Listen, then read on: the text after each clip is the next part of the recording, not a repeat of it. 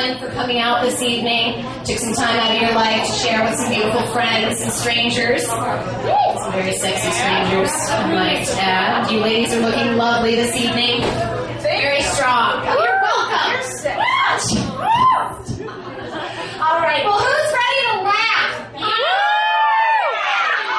Right, shit's happening. Watch out, guys. Got the high kick to the back.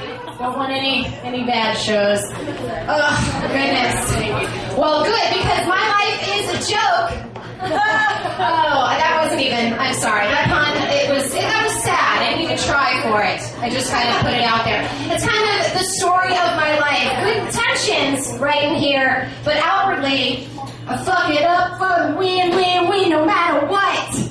Yeah, I just fail miserably often. I was talking to this woman at work the other day, and amidst our conversation, I noticed a stray hair of hers, and it landed gracefully atop her lip-smacked lip, and there it was stuck. And we've all been in that position. So she was clawing at it. She was trying to be subtle, just trying to pull it away. Couldn't happen. It wasn't working for her. That thing was fucking stuck.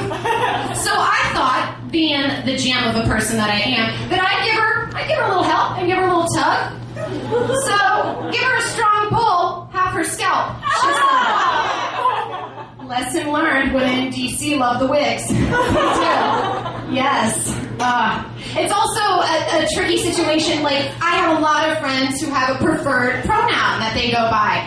And I'm extremely accepting, I'm open, but in my head, I've got your preferred pronoun, and then I've got what I'm not supposed to fucking call you because that's rude, and they're just swimming around in the fishbowl that is my brain, and when it comes out, it's the most offensive concoction you've ever... it would just be better if I just didn't say anything, like, this is my friend, his name... Fuck, I don't mean it. Oh, God, I'm so sorry. Like, I'm so sorry.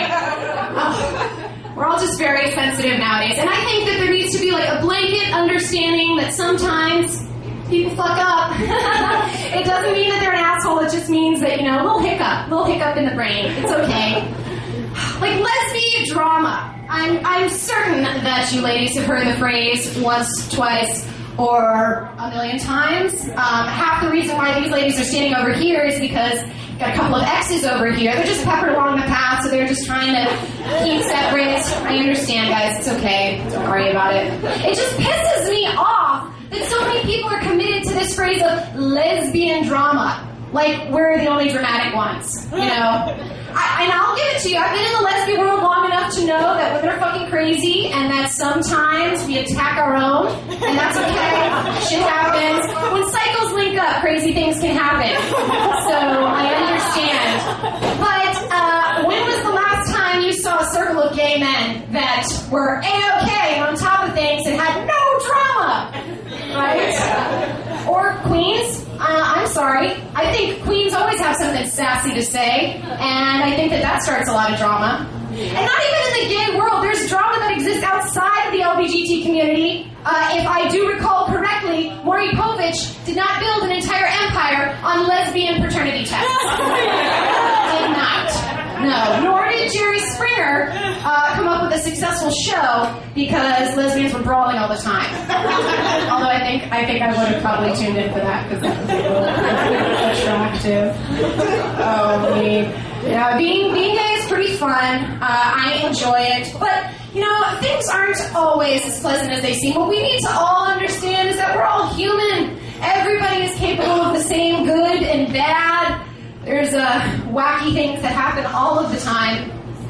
I, for one, feel bad that people are so sensitive about terminology because words mean different things to different people.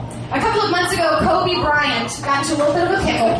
A particularly foul call had crossed Kobe Bryant, the basketball player's path, and as he retired to the bench, sat down, the camera zoomed in, and what did he say but fucking faggot to the ref?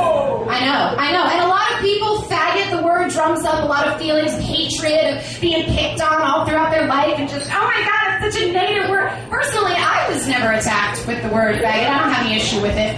Now, if you call me baby bottle pop nipples, I'd fucking punch you in the throat. Because that, to me, is more emotionally scarring than faggot ever will be. 7th and 8th grade was a challenging time for me as a child. I decided to just flirt with puberty then, so my breasts developed into gumdrop-like nipples. It was really fun. It was a good time. Absolutely no breast tissue, just a little nip knot. There you go. Saying hey. So the baby bottle pop reference was absolutely accurate, just incredibly hurtful for one baby Ashley. You think that like you'd move out of the awkward stage as time goes on, but unfortunately, or fortunately, depending on how you look at it, my life turned from awkward stage into awkward life. I'm just kind of riding that strong right now. And shit's fine. Like, I don't look at myself like I'm awkward, but outwardly, like, other people would judge me and be like, wow, that girl, kind of awkward. But for me, from captain's chair over here, shit's fucking awesome. I'm living the dream. Things are great. I might be 24 and live in my parents' roof area, but you know what? That's fine. Because when I fall out of a tree, I know that somebody is there to tend to my wounds. And in these tough times, that is all the assurance I need. I like falling back on that. That's actually not a joke. This scratch, you won't be able to see there because it's healing rather nicely, but I did in fact fall out of a tree. I'm whimsical as fuck, guys. I love tree climbing because it's fucking amazing, and you don't do it. You fucking need to start climbing in trees because we're gonna go back to that sooner or later. But you also notice my ankle is sprained. This is because I jumped down an entire flight of stairs at work. I was not drunk or on any sort of narcotics. Just felt like flying. Unsuccessfully, I would say. Or successfully for 0.5 seconds, depending on how you look at it. It's all a matter of perspective. That is the greatest lesson that I have learned being a lesbian, is that it is all about perspective. Have I not shaved because I'm earthy and I believe that societal norms are fucking bogus? Or was I just feeling lazy for a couple of months? You don't know. It's all perspective, and that's why as ladies must come together. Just unite it up. People are really sensitive about hair. It's the craziest thing to me that people are so worked up about hair, specifically pubic hair. Go in there, guys. Undo your pants. Time to get crazy. Alright? Taking it there. But seriously, I've had friends who will go, I won't fuck a girl unless she is completely bald. Like, that is one of the real reasons you shouldn't be sleeping with somebody. Like, for me, there's a couple of other things that I would reach, or I would look at as, like, benchmarks for fucking. If a girl doesn't like reading or like learning, that scares her. I'm not really interested in dropping trowel for her. If she has never heard of the show Doctor Who, not a fan of those ladies. Or if she has any sort of communicable disease, it's one box on this count. It's not happening. It's really unfortunate for those girls. It's sad because it is just pubic hair. I mean, maybe I'm just a progressive lady who doesn't think that my worth is in my pubes, but to me, bonsai tree or badge of a 12-year-old really doesn't matter. You know what I mean? Like, it's just pubic hair, right? And I think that we're backwards when it comes to our rationale with pubic hair, because I think that it's high time that we turn to our brothers who are taking testosterone and the men of the bunch. They have really embraced their facial locks. Sorry. And they've done some magical things with them. I don't know if you've seen some of the artistry that has happened with beards and mustaches recently, but it's awesome. So I propose that we all reclaim our forest to the south and, I don't know, just do some fun things with it. Maybe shave a little mustache. I know you guys aren't down with it, but go with me, because I've cooked up some creative ideas. How about shaving it so that when your partner's going down on you, it looks like they have a silly unibrow? I don't know, go crazy, dread it out, throw some beads in that bitch. Make it something really magical. Make it an experience. It could be a lot of fun. We're just missing out on all of that. Yeah. Needless to say, I'm a bit of an eccentric, a little weird in some people's minds. That's okay. But being weird, it kind of puts me in an interesting place because sometimes I don't really mesh up with my peers. I don't understand where they're coming from. Facebook, for instance. I don't fucking get it. Okay? I'm on Facebook, but I use it to just pop things into the ether. I think Facebook is a little bit creepy. Yeah.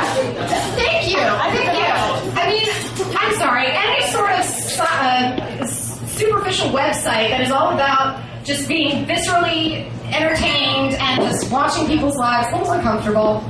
But, and the other thing that really pisses me off about Facebook is that it's made it okay. People are totally fine with the word stalking now. What the fuck? I hate to be the one to say this, but newsflash, stalking is still fucking creepy. I asked my boss to walk me to my car the other day because a homeless man was stalking me, and he starts laughing hysterically and says he must use the Wi-Fi at McDonald's. I'm like, no, bitch, he's not stalking me online. Motherfucker is giving me eyes through the glass window all day. I'm safe walking to my car. The worst person, though, is my mother. She is the worst. She's got a magnet that says, some call it stalking. I call it love. Needless to say, from day one, that bitch has been on complete and total security settings. She doesn't see a thing that I post online, but we are friends. Because she's my mother, and how can I deny my mother my friendship? My mother, she means well, but she is, what some people would call, ape shit crazy. Yeah. I'm a little whimsical, so I like sending her pictures all the time of, like, nature walks and things like that. And the other day, I sent her this beautiful tree, and out of it were these lovely flowers that were just cascading down, and there was this really nice little mound that had been made of dirt. And I sent her the picture thinking, oh, this is going to brighten her day, just make her smile. Her text back to me was, I don't want to get your last message while you're kidnapped and thrown in the ground. Like, yeah, it didn't even make any sense. Although I'll admit that I didn't make much sense right there. But what she was saying was basically, she thought that I was sending her a picture after I had been kidnapped, thrown into a ditch, and I was sending her my location by taking pictures of nature. I was like, I was just trying to brighten your day. What are you doing? My mother is dangerous on Facebook. She is the queen of when you've planted something deep in the recesses of your mind and you're trying to ignore it, my mother will pull it up from the underbelly of your soul and then text it to you.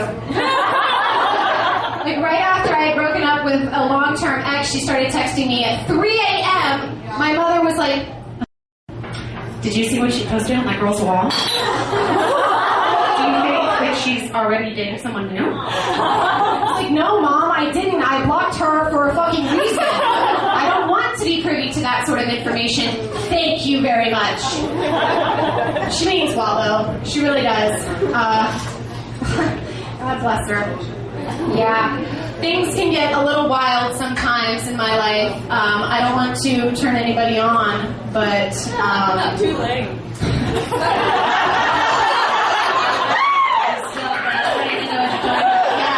See, you think I'm all earthy with this floral frock. Well, not really floral, but this little frock up here. But you know what's happening underneath. It's fucking pusstown. Alright, guys. Well, that has been my time. I hope you all have a lovely evening. My name is Ashley Linder.